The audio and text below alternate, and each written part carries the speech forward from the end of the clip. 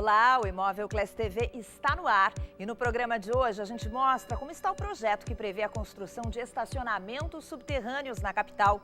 E mais, você já pensou em colocar um elevador na sua casa? A gente tira todas as suas dúvidas sobre esse assunto em uma entrevista com um especialista no ramo. Um hotel fazenda na região metropolitana inovou para economizar energia elétrica. Está aproveitando o calor do churrasco para aquecer a água do banho. Daqui a pouco eu mostro para vocês um apartamento em Torres, onde foram feitas pequenas alterações que fizeram grande diferença. Eu sou Lúcia Matos e o Imóvel Class TV está começando.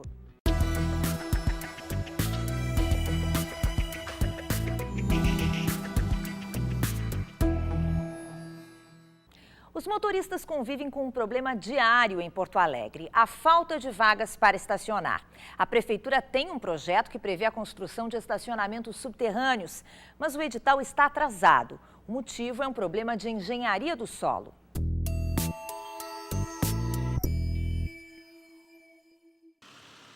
Lugar para deixar o carro. O motorista sabe a falta que faz. Estacionar aqui no centro é uma missão praticamente impossível.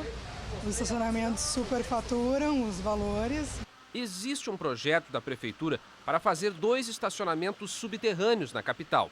Uma empresa pagaria pela construção das garagens e, em contrapartida, arrecadaria ao cobrar dos motoristas. Mas a ideia não sai do papel. O titular do gabinete que cuida do assunto culpa as eleições. Por esse fato de ter sido um ano atípico, um ano eleitoral, nós tivemos algum atraso em alguns projetos. Nas ruas, o condutor tem pressa. Quanto tempo a gente vai ter que esperar para isso começar a ser resolvido, né? As obras, elas ficam no papel e não saem para execução, né? Você acha que vai sair esse estacionamento? Olha, tomara que saia, né? Mas o grupo de trabalho que estuda a proposta não se reúne há 6 meses. A promessa é voltar a discutir o assunto em janeiro. É possível que essa ideia seja abandonada pela prefeitura? Não é essa a vontade do prefeito. O projeto poderia criar 800 vagas. No centro, a garagem ficaria abaixo do terminal Parobé, ao lado do mercado público. Mas o peso dos ônibus pode forçar uma mudança de local. Isso leva a uma laje pesada demais que encarece sobremaneira a garagem que está embaixo. Então, com a definição dos trajetos do BRT e dos seus acessos ao centro da cidade, juntamente com o metrô, que está acontecendo agora, nós podemos então evoluir naquele ponto ali para saber aonde que nós podemos fazer, aonde nós podemos colocar a garagem. No bairro Bonfim, o ponto previsto é o Parque da Redenção, na área chamada de Parque Ramiro Souto, onde ocorrem práticas esportivas. A tentativa de fazer estacionamentos subterrâneos ainda recebeu um balde de água fria quando se percebeu problemas de engenharia nos locais escolhidos. Aqui na Redenção, por exemplo, o terreno é muito alagadiço. Existe um lençol freático a menos de 1 metro da superfície e isso encarece qualquer obra subterrânea. Para manter o custo previsto de R$30 milhões por garagem, seria preciso deixar parte da estrutura acima do solo. Isso significa construir um prédio no meio do parque. Eu acho que não é bom, né? Porque aqui todo mundo se diverte, corre, faz, né, atividades físicas. Tirar o verde, além da cidade ter pouco verde, né? Construir um prédio no meio do parque, que é um parque histórico, né? Acredito que não vai ficar legal. Acho que o ganho é maior. Talvez não fique tão bonito, talvez fique um pouquinho pior, mas acho que o ganho vale. Pelo menos o campo de futebol seria preservado acima do estacionamento. Nós teremos toda a remodelação do Ramiro Souto, um campo de futebol moderno, com grama sintética, com vestiários novos, tudo feito de maneira simples, modestas, mas tudo novo e tudo muito bem feito. O elevador residencial deixou de ser visto apenas como um produto de luxo e hoje é muito procurado por pessoas que moram em casas e que buscam conforto e segurança para se locomover, seja por comodidade e seja por questões de mobilidade reduzida. O aumento na expectativa de vida dos brasileiros, que segundo a OMS hoje é de 73 anos, uma das mais altas do mundo, também influencia no crescimento e na procura por esse tipo de equipamento. Por isso eu converso hoje aqui no Imóvel Class TV com o Daniel Weber, que é gestor de vendas vendas da ThyssenKrupp Elevadores do Rio Grande do Sul. Tudo bem? Bem-vindo aqui, Daniel, ao nosso programa. Obrigado. Vamos começar falando de uma maneira geral. Eu imagino que o mercado de elevadores esteja crescendo, esteja muito em alta em função da alta do mercado de construção, né? Sim, na realidade o mercado está ocorrendo uma grande migração, né? As pessoas estão saindo dos prédios, dos apartamentos e migrando para uma residência, né? Um condomínio residencial. E a procura por elevadores em casa está dando um grande crescimento. Mas a procura por elevadores no geral, quer dizer, as construções estão crescendo no país, as incorporadoras estão aumentando o número de obras. Imagino que de uma maneira geral, de grande quantidade mesmo, os elevadores estejam tendo mais mercado, né? Exato. Para prédios, inclusive. Exato, ainda mais com esse grande crescimento que teve na construção civil, né? A gente pode ver aqui em Porto Alegre, pegar como exemplo, nós temos inúmeros prédios, inúmeras construções, né?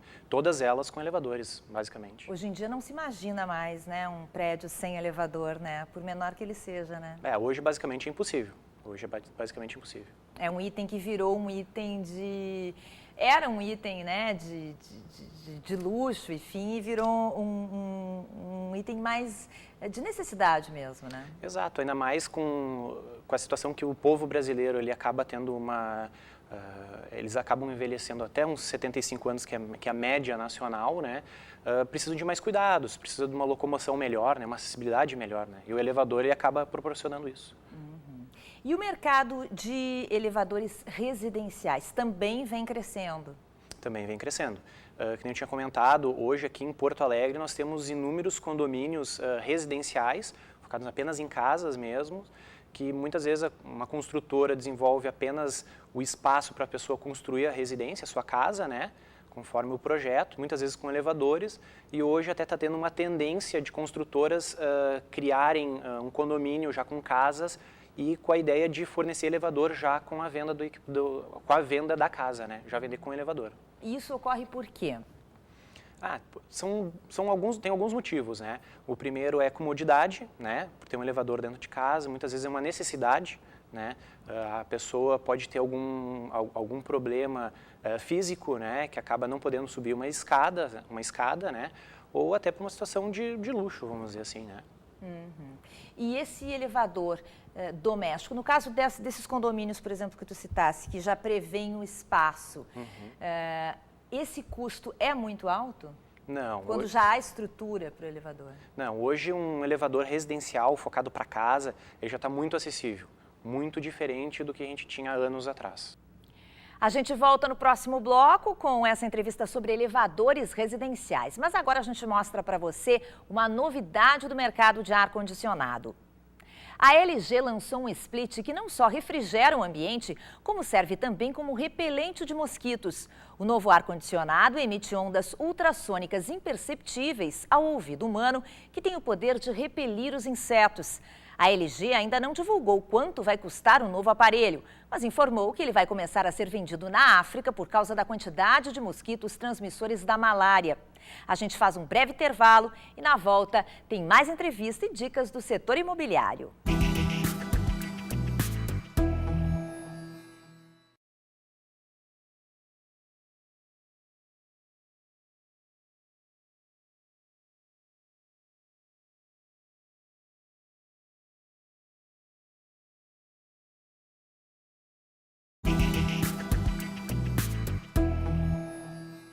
A gente mostra agora como economizar energia elétrica usando uma tradição gaúcha.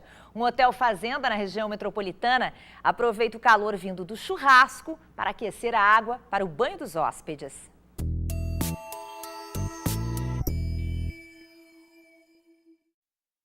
Lucídio e a esposa criaram uma fazenda de turismo rural em Viamão, na região metropolitana de Porto Alegre. Em 20 anos, o local já recebeu mais de 1 milhão de visitantes. Eles têm contato com a natureza e aprendem a preservá-la. A Quinta da Estância é pioneira em ações de educação ambiental e o exemplo começa na propriedade. Nós temos que aproveitar tudo que é possível para redução de custo, tá? E melhorar o conforto do pessoal que vai utilizar. Há cerca de 2 meses, Lucídio teve a ideia de utilizar uma das paixões do Rio Grande do Sul a serviço do meio ambiente. Ele esquenta a água do banho com a brasa do churrasco. No fundo da churrasqueira foi instalada uma serpentina. A brasa do carvão esquenta a água que fica ali.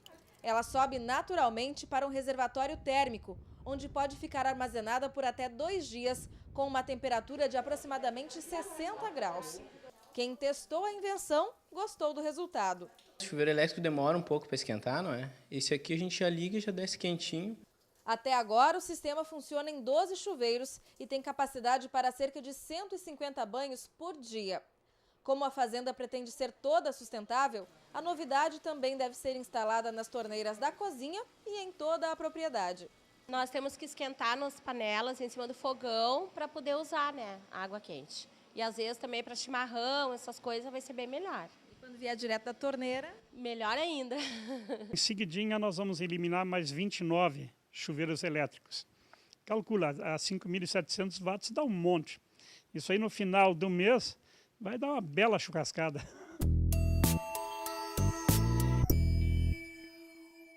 Hoje aqui no Imóvel Class TV nós estamos conversando com Daniel Weber, que é gestor de vendas da ThyssenKrupp Elevadores no Rio Grande do Sul. Daniel, na primeira parte da nossa entrevista falamos do mercado que está crescendo. As pessoas estão procurando elevadores residenciais. Quando elas vão em busca desse produto, o que elas encontram no mercado? As pessoas acabam encontrando um leque bem grande de produtos, né? Quando a pessoa vai querer adquirir um elevador residencial, um home lift, né? Ele acaba encontrando inúmeros opcionais, né? Entre eles, uma residência muito importante hoje em dia, com quedas de luz, falta de energia, um no-break de segurança, né? No momento que a pessoa está dentro de uma casa, da sua casa, e acaba faltando luz... Pode estar sozinha. Ela pode estar sozinha, ela acaba não ficando presa dentro do elevador. Tem um no-break que faz ela chegar até o destino dela, né? Outros opcionais que nós temos, hoje em dia, estamos muito em busca do verde, né? Nós estamos em busca do elevador green, que é uma tendência de o elevador consumir o quanto menos energia possível, né, sem a utilização de óleo, né, muito focado no meio ambiente. Há um tempo atrás, quando alguém queria colocar um elevador na sua residência, seja por conforto ou seja por necessidade, era um problema, né, porque tinha que ter espaço, tinha que ter uma série de pré-requisitos. Como é que está hoje essa questão? Hoje, a instalação, a implementação de um elevador dentro de uma residência, ela está muito simples, né? Hoje em dia, com toda a tecnologia, todo o avanço que a gente está tendo, é possível, numa simples reforma, numa residência, a gente acabar fazendo a instalação de um elevador. Os pré-requisitos são mínimos, acabam sendo mínimos, né? A construção de uma caixa de corrida de um elevador residencial é muito diferente de um elevador convencional, né? O elevador convencional é necessário uma casa de máquinas, um grande espaço para a instalação do elevador, né? Para um elevador residencial, ela é bem menor. Quer dizer, qual é o espaço mínimo que é preciso ter? Um padrão, assim, para um elevador residencial é um espaço que a gente precisa de 1,5 metro por 1,5 metro. É a caixa de corrida. O elevador convencional é bem maior, né? E não é necessário uma casa de máquinas para o elevador residencial. Porque o motor já vem embutido ali. O elevador ele já fica dentro da caixa de corrida, na parte superior da caixa de corrida. E questão de energia, de consumo de energia, como preparar essa parte da instalação de um elevador? A parte elétrica ela é muito simples, tá? Não tem um grande consumo de energia o elevador residencial, muito diferente dos elevadores convencionais. A gente dá uma paradinha nessa entrevista e volta depois do intervalo com mais informações sobre elevadores em casa. Mas antes de ir para os comerciais, vamos ao recadinho do Minuto Cresci. A gente já volta. Eu sou responsável pela minha Secretaria Administrativa, que essa secretaria é onde ingressa toda a documentação para que o corretor possa tornar-se habilitado. Além da secretaria fazer toda a análise, passa por uma outra comissão que também verifica tudo isso e defere ou indefere. E após essa comissão, tem que passar os processos por reunião de diretoria. Hoje está muito ágil o nosso sistema, mas assim, isso aí começa-se a já aprontar essa documentação para depois passar para as outras comissões, isso aí em torno de uma semana. O prazo existe porque, para que possa ser confeccionado e feita a solenidade para a entrega da credencial, ainda tem que passar esse processo todo por uma outra comissão, né? Após ter passado por essa comissão, passa pela reunião de diretoria, né, onde eu relato os processos, defere ou indefere. A gente procura sempre ser bastante práticos, quando às vezes tem alguma pendênciazinha, deixa-se, defere condicionado, assim que for solucionado já está o processo, já está resolvido. E após isso tem que passar em plenária, porque isso aí são processos relatados ad referendo, né? E daí sim está todo o processo finalizado.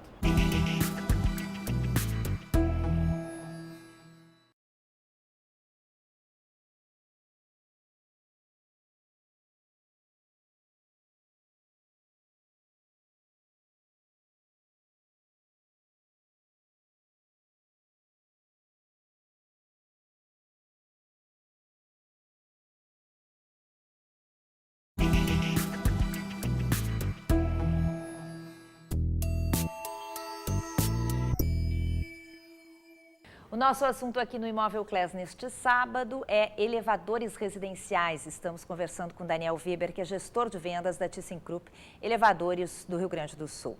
Já falamos da estrutura, Daniel, que uma residência precisa ter para a instalação de um elevador. Vamos falar de preço. Assim como as necessidades diminuíram, foram ficando mais fáceis, o preço também caiu?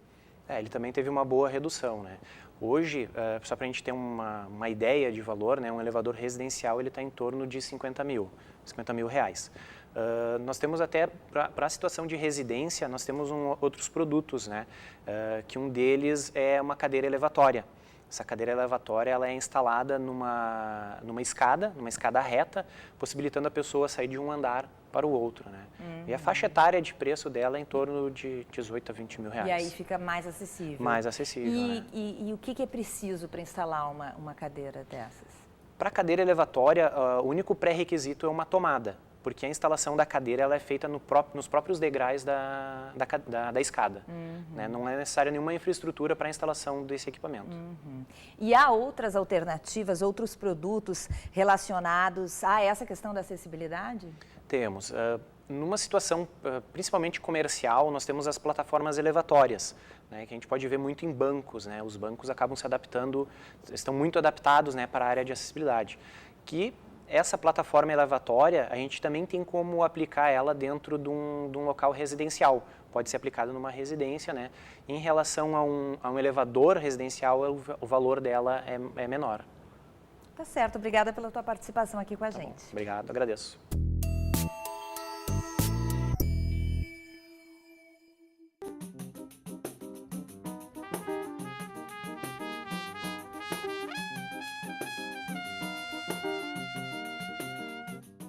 A gente está aqui num apartamento de um jovem casal com um bebezinho de 1 ano.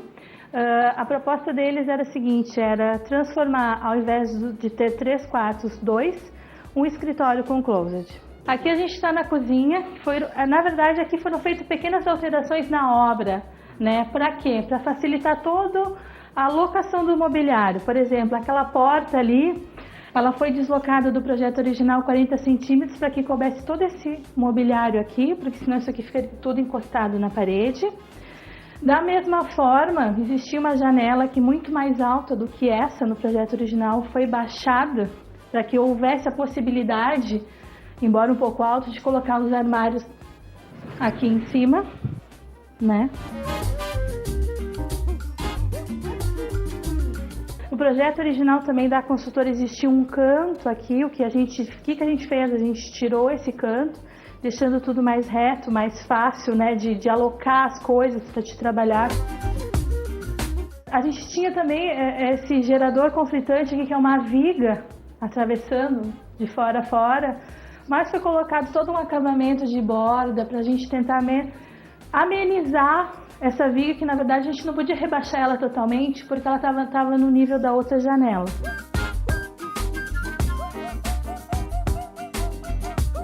Como eu já havia dito antes, eu transformei um quarto, metade dele no home office e o outro num closet. Eu usei todo o espaço de bancada, né? Porque a tendência é depois usar 2 pessoas poderem também utilizar a bancada. Armários embaixo gaveteiras estão ocultas e embutidas atrás dessas portas de painel.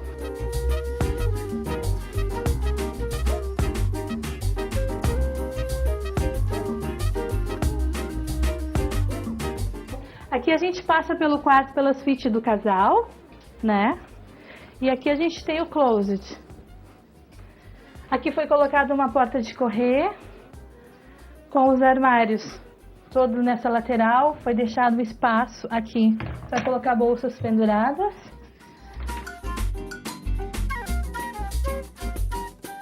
Quando eu vi a primeira vez, assim, foi uma grande emoção mesmo, porque eu não imaginava que o jeitinho que a Josi fez ia deixar esse tamanhão de casa. Eu sempre pedia para ela que faltava espaço, eu precisava de lugares para guardar minhas coisas e ela encaixou tudo certinho. Ele era um dormitório bem pequenininho e eu achava que no meu quarto eu precisava também, sabe como é que é mulher, roupa, sapato, e eu queria ter muitos cabides pendurados para ficar tudo ajeitado e ficou muito legal mesmo. O desafio maior aqui nesse quarto era a parede do edifício. Ela era uma parede totalmente inclinada, na qual a cama ficaria completamente angular em relação ao quarto. O que foi feito aqui? Foi feito todo um painel que eu posso utilizar ele, né, como guardar alguma coisa dentro. Da mesma forma, o ar-condicionado ele ficou escondido porque ele está oblíquo em relação ao resto do quarto.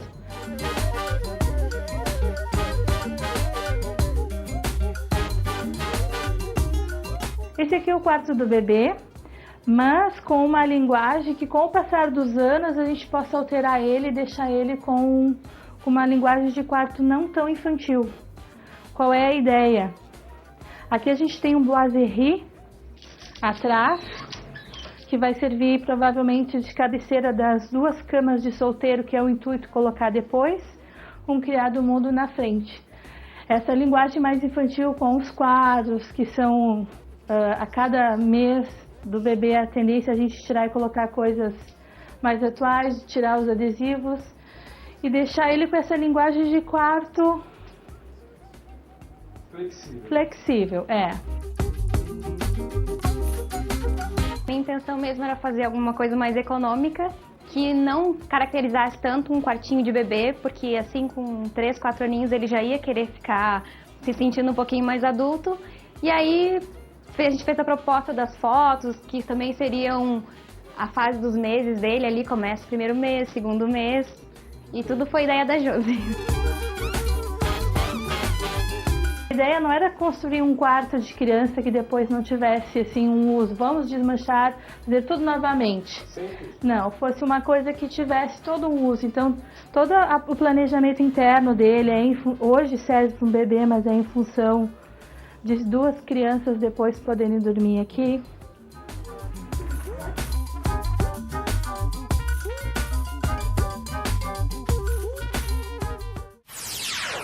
O Imóvel Class TV de hoje fica por aqui. A gente se vê na semana que vem. Até lá!